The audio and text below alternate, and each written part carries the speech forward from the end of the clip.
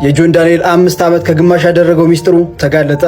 ዋሽንግተን ዲሲ ከ2000 በላይ ሰዎች የሚያዝ በሚችለው ዋርነር ቲያትር ላይ ተዘጋጅቷል። እናም በዚህ ተነሳሽነት አንዳንድ ሰዎች የሐሰት የኦንላይን ትኬት በማዘጋጀት ሰዎች እንዲገዙ እያደረጉ እንዳለ ታይተዋል።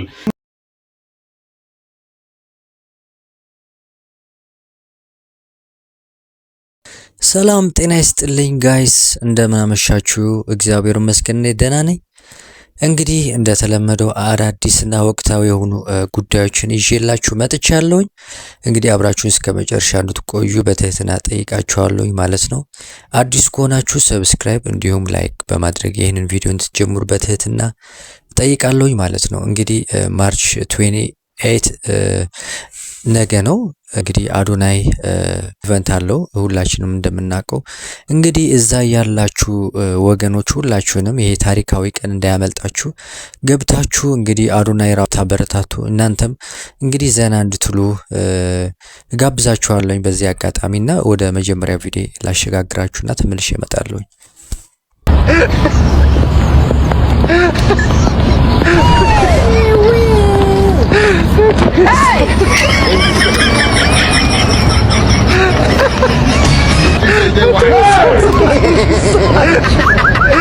Yeah, bad guy. Not be juju be that. You don't know. Hey! በኢትዮጵያ የፊልም ኢንዱስትሪ ውስጥ ጎልቶ የሚታወቀውና በተለያዩ ፊልሞች ላይ በመሪ ተዋናይነት የሰራው አርቲስት ሰለሞን ቦጋለ ከፊንቴክ ኢንቨስትመንት የማጭበርበር ወንጀል ጋር በተያያዘ ተጠርጥሮ በፌዴራል ፖሊስ ቁጥጥር ስር መዋሉ ተረጋገጠ።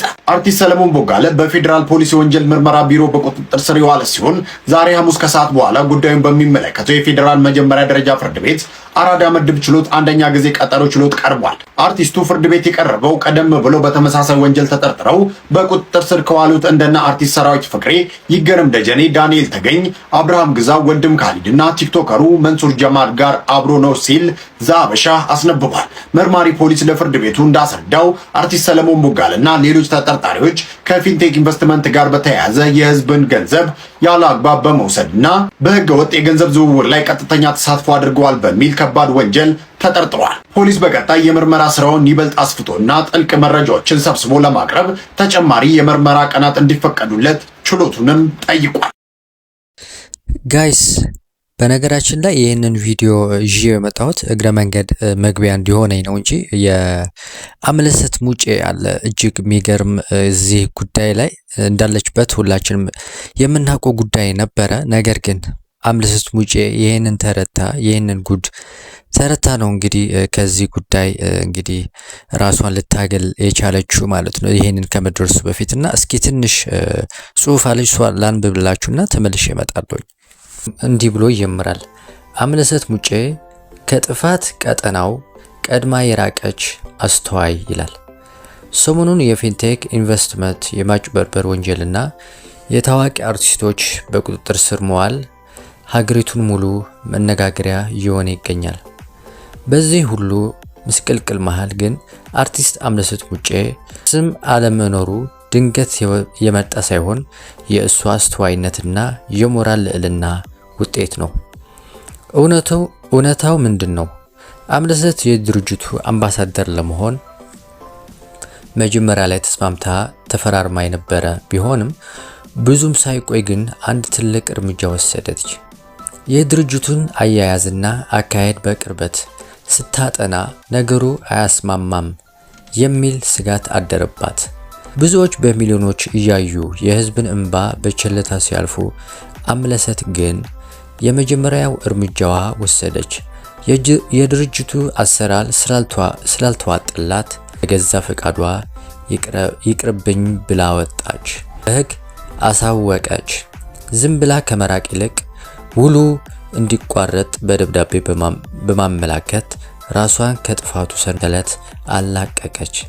ለምን አርአያ ትሆናለች? ዛሬ አምለሰት በሰላም ቤቷ ሆና በፈገግታ የምናያት እድለኛ ስለሆነች ብቻ አይደለም፣ ይልቁንም የገንዘብ ሳትገዛ ህዝቧና ለራሷ ስም ካላት ጥንቃቄ የተነሳ ነው።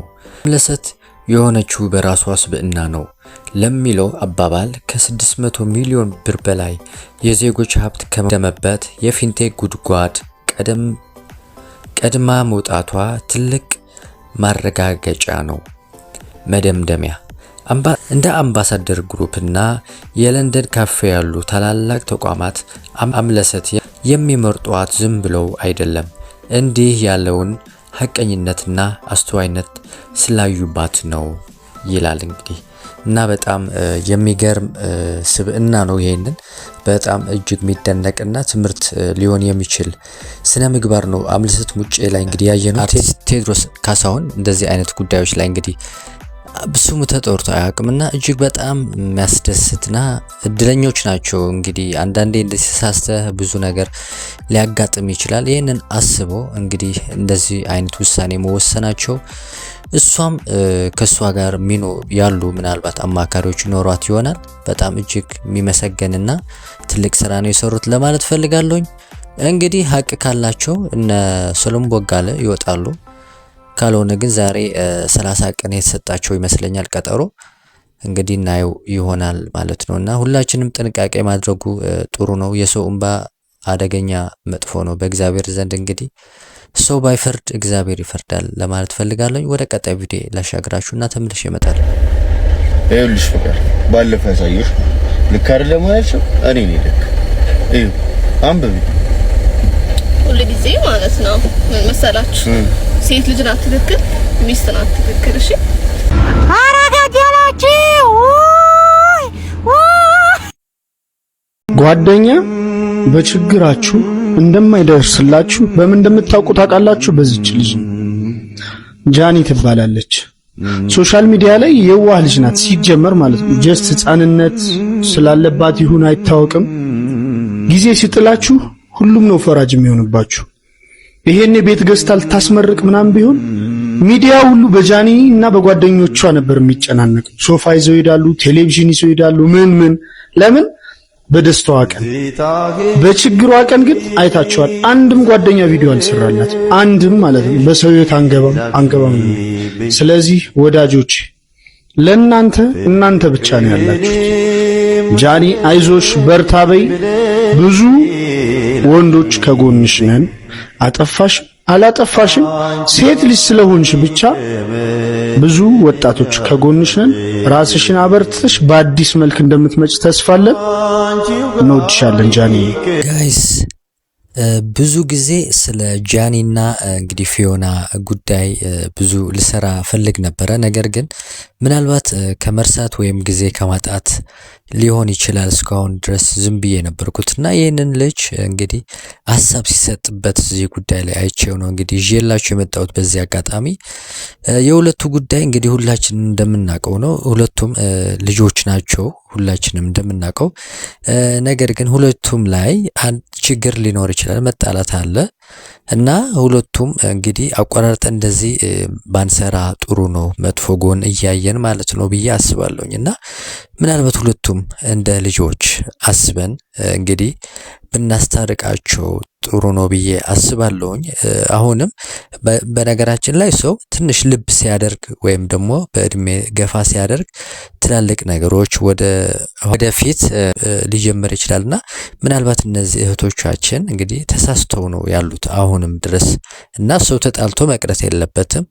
እነዚህ ልጆች ቢታረቁ ጥሩ ነው ብዬ ነው እኔ በእኔ በኩል ማስበውና እንግዲህ የእናንተ ሀሳብ ካላችሁ እንግዲህ ሀሳብ እስቲ ስጡበት ማለት እወዳለሁኝ እንጂ ሰው በመጥፎ እያነሳን እንግዲህ ማራቅ የለብንም ብዬ አስባለሁኝና ወደ ቀጣይ ቪዲዮ ላሻግራችሁ። የጆን ዳንኤል ቪዲዮ አለ። የጆን ዳንኤል 5 ዓመት ከግማሽ ያደረገው ሚስጥሩ ተጋለጠ። ዛሬ ላይ እንደዚህ አንጋፋ ስመጥር ተጽዕኖ ፈጣሪ ቲክቶከር ከመሆኑ በፊት መጀመሪያ ቲክቶክን የለቀቀው በ2029 ወር ነበር። ያኔም የስፖርት የዳንስና ሌሎች ቪዲዮዎችን ይለቅ ነበር። በጣም ታዋቂ የነበረበትም እንደዚህ የሙዚቃ ቅንብሮችን እየሰራ ይለቅ ነበር። የጆን ዳንኤል የመጀመሪያ እርዳታ የነበረው 1.5 ሚሊዮን ብር የሚያስፈልገው አቤል ወርቁ የስፓይናል ኮርድ ኢንፌክሽን የነበረበት ልጅ ነበር። ብዙ ገንዘቦች ተሰባስቦ እርዳታ እንዲደረግለትም አድርጓል። እርዳታንና ደግነትን የተማርኩት ከእናቴ ነው የሚለው ጆን ዳንኤል እስከዛሬ ቲክቶክ ላይ በቆየበት 5 ዓመት ከ6 ወር ውስጥ ከካሜራ ፊትም ሆነ ከካሜራ ጀርባ በጣም የብዙ ሰዎችን ህይወት የቀየረ ለትላልቅ ከባባድ ችግሮች ደግሞ መፍትሄን ወይም የእርዳታ ስራዎችንም ያደረገ ጀግና ወጣት ነው። በተለያዩ የሀገራችን ክፍሎች ረሃብ፣ ድርቅና የተለያዩ የማህበረሰብ ችግሮች ሲፈጠሩ ቀድሞ የሚገኘው ጆን ዳንኤል በቦረናና በጎፋ የተለያዩ የረሃብና የድርቅ ጊዜዎችም ቀድሞ የተገኘ የነሶሊ አይነት ልበ ብርሃን ህፃናት መዋለ ህፃናትን ሲገነባ ከፍተኛ ድርሻውን ይዞ ማዕከሉ እንዲገነባ ያደረገው አንዱ ጆን ዳንኤል ነበር። ደብረ ብርሃን ላይ በነበሩ ተፈናቃዮች ከዛም ደግሞ በሐዋሳ ደግሞ 600 ሰው የተሳተፈበት የልብስ ማሰባሰብና የጎዳና ልጆችን የማልበስ ስራም ለእናቶች ደግሞ የገንዘብና የቁሳቁስ በየጊዜው እኔ ቆጥሬ የማልጨርሳቸው ከባባድ እርዳታዎችን እስከዛሬ ሲያደርግ ነበር። ጆን ዳንኤል ወደዚህ የቲክቶክ ዓለም ከመጣ ጀምሮ ማንም የማይክደው ማንም የማይዋሸው ትላልቅ የእርዳታና የበጎ አድራጎት ስራዎችን የሰራ ሲሆን ከእስር ከተፈታ በኋላም በየክልሉ ሁለት የንጹህ መጠጥ ውሃ የማቅረብ ፕሮጀክቶችንም ይዞ እየሰራ ሲሆን በሀዲያ ሆሳዕና የመጀመሪያ ፕሮጀክቱን በዚህ መልኩ ተሳክቶለታል። በየቀኑ ከ50 ሺህ በላይ የሚሆኑ ማህበረሰቦች ንጹህ የመጠጥ ውሃም በማግኘት ላይ ይገኛሉ። ከካሜራ ጀርባ በጣም የበርካታ ወጣቶችን ህይወት ቀይሯል። ለዛም ምስክርነት ልቡ ንጹህ ስለሆነ ጆሲ ነው። በቲክቶክ ላይቭ ጌምም ወደር ያልተገኘለት አንደኛ ተጫዋች ሆኖ የሚገኝ ሲሆን እስከ ዛሬ ከ305,000 የአሜሪካ ዶላር ወይም ደግሞ ከ3,500,000 የቲክቶክ የላይቭ ኮይኖችንም ለሰዎች ሰጥቷል። የሀገር ውስጥና የሀገር ውጭ ታላላቅ ጨዋታዎችን በድል የሚወጣው ጆን ዳንኤል ኢትዮጵያ በአሜሪካ ራንኪንግ ሁለተኛ ደረጃ እንድትይዝም አድርጓል። እስከ ዛሬ የኢትዮጵያ ማህበረሰብ የሚጠቅሙ ስራዎችን ለሰራልን፣ የወጣቶችንም ህይወት ላቃናልን፣ የእናቶችንም ባላበሰልን ለጆን ዳንኤል እናመሰግናለን። እዚህ ነው። እሺ፣ ሰላም ነው አለን። ባል እንዴት ነው? ቆንጆ ነው። እሺ፣ ስንት ልጆች አሉት? 4 ልጆች። እሺ፣ ባለቤቱስ አለ? የለም። ለብቻው ትኖራለች ልጅ የሚያሳድጉት? እሺ እናቴ፣ በግና ዶሮ ይዘንሉት መተናል። ብቻውትን ስለሆኑ ደግሞ አይ ቲንክ ገንዘብ የሚያስፈልጉታልና 10,000 ብር አስመጣልኝ። 10,000 ብር። ሲናምሪያ 4 ልጆች እንግዲህ ያለ አባት ብቻዋን ጠንካራ ሆና ያሳደገች ነው። ሁሌም ከጎንሽ ሆናለሁ። እሺ ማሚዬው 10,000 ብር ደግሞ ለአንዳንድ ነገር ለዘይት ለሽንኩርት ምናምን መግዣ ቆንጆ ባል ይሁንላችሁ። እሺ አሜን አሜን አሜን እናቴ አሜን። እሺ ማሚ አሜን። እሺ እናቴ። ጋይስ የነበረኝ ቆይታ ይሄንን ይመስላል። እንግዲህ የጆን ዳንኤል ጉዳይ አንስተን አናቅም። ነገር ግን ሰው በልኩ የሚመሰገንበት መሆን አለበት ሁሉም ቦታ ላይ ማለት ነውና ጆን ዳንኤል እንግዲህ በሰራው ስራ መመስገን ያለበት ይመስለኛልና እንግዲህ ጥሩ ስራ ነው። ይሄንን አሁን ያያችሁት ቪዲዮ ካሁን ቀደምም ጥሩ ነገሮችን ሰርቷል። አሁንም እየሰራ ይገኛል። እንግዲህ እሱን ለማስታወስ ነው የጆን ዳንኤል ጉዳይ ይዤላችሁ የመጣሁት ማለት ነው። እንግዲህ በአዶናይ ዙሪያ ያለው ጉዳይ ሁላችንም እንደምናውቀው ጉዳይ ነው። ነገ ኢቨንት አለው እና ቲኬቱ በኦንላይን እንግዲህ በህገወጥ መንገድ ማለት ነው እየሸጡ እንዳለ መረጃዎች እየወጡ ነውና ምናልባት እዛ ለመግዛት እያሰባችሁ ያላችሁ ሰዎች ካላችሁ ይሄንን ቪዲዮ አይታችሁ እንግዲህ ጥንቃቄ እንድታደርጉ የምትገዙትን ቲኬት እንግዲህ በደንብ አይታችሁ መግዛት አለባችሁ። እንግዲህ ታማኝ ሰዎችን አይታችሁ ብትገዙ መክራችኋለሁኝ ለማለት ነው። እንግዲህ የነበረኝ ቆይታ ይሄንን ይመስላል። አዲስ ከሆናችሁ ሰብስክራይብ እንዲሁም ላይክ አድርጉ ይሄንን ቪዲዮ። እንዲሁም ሀሳብ ካላችሁ ኮመንት ላይ ጻፉልኝ መልሳለሁኝ ማለት ነውና አመሰግናለሁ። ሰላም